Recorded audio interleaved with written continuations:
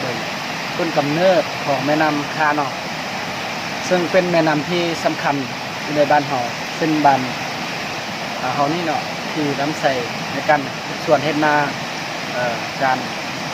น้ำใส่ต่างๆที่ใส่ทางเฮาเนาะเอาไปเบิ่งเหมือนกันตามมาเลยโอ้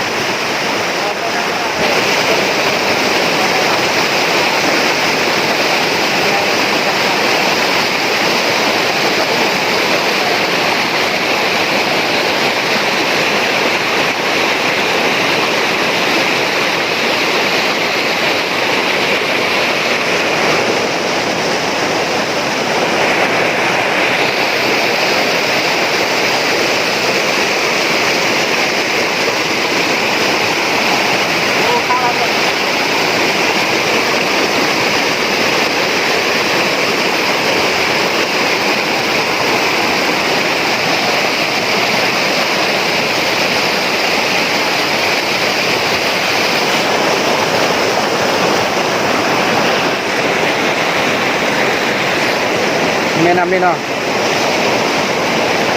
ไม่ได้ตามมาโอ้ยความงามความบริสุทธิ์น้ำเนาะเป็นน้ำธรรมศาสตร์ในบ่อดอกของมันต้นกำเนิดของมันเนาะต้นไม้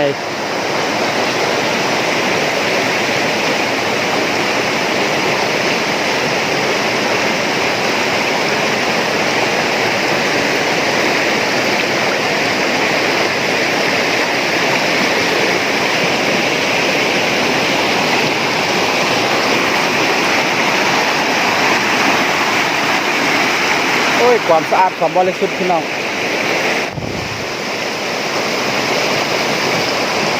โอ้ต้นไม้ก่อนเนี่ยวันนี้มากับไอบีนี่ไอบีสวัสดีทุกคนวันนี้มาเบิ่งน้ำข้าวหูเนาะจะเป็นแม่น้ำศักดิ์สิทธิ์เนาะซึ่งมันจะบ่เป็นน้ำธรรมดาเป็นน้ำศักดิ์สิทธิ์ที่ออกหูออกแล้วก็ออกใหญ่เลยเนาะ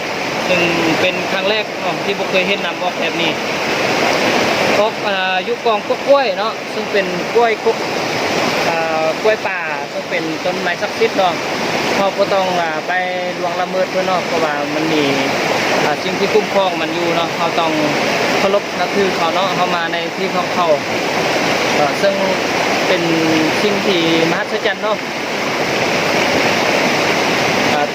ตามความเชื่อถือนี่น้ำมันออกมาจะออกน้อยน้ำเราออกมาหลายเนาะลายใส่ประกอบกันจึงเป็นน้ำใหญ่แต่ว่าน้ำนี่ออกลูกกองกล้วยเนาะท่านผู้ชมเป็นน้ำศักดิ์สิทธิ์เนาะออกลูกกองกล้วยแต่ว่าเป็นน้ำว่าหูใหญ่ประเดียวเราไปเบิ่งน้ำกันมา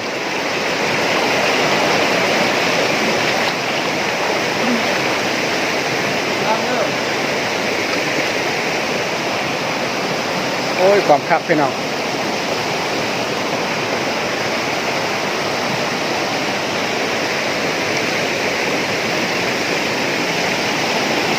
หนาวแน่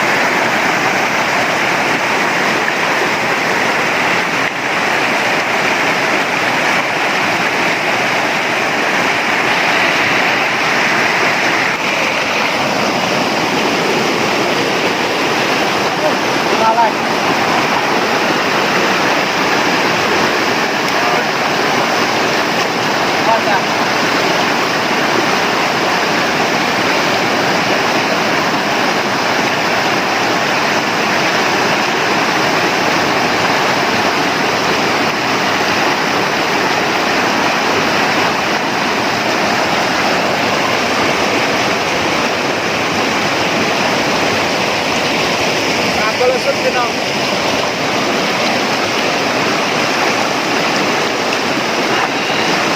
น้ำธรรมชาติพี่น้อง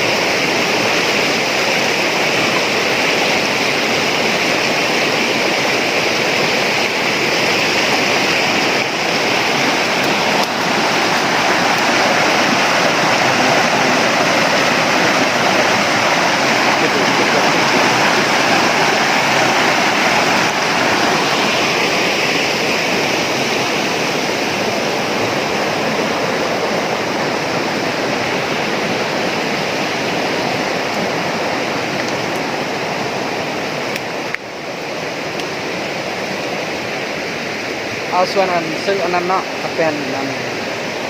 บอนที่ประชาชนบ้านสามเมืองเขาบูชาเพื่อเป็น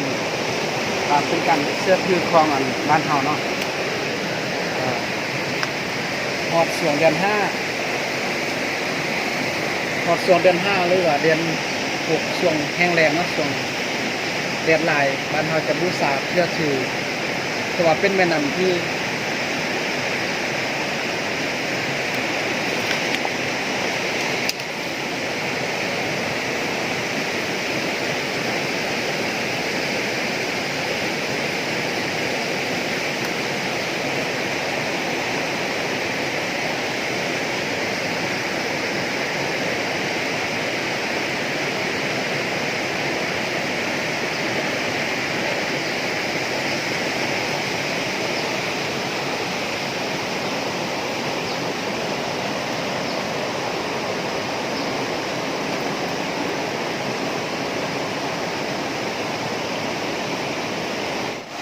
สำหรับคลิปนี้เราจะจบไว้สำนี้ก่อนเนาะ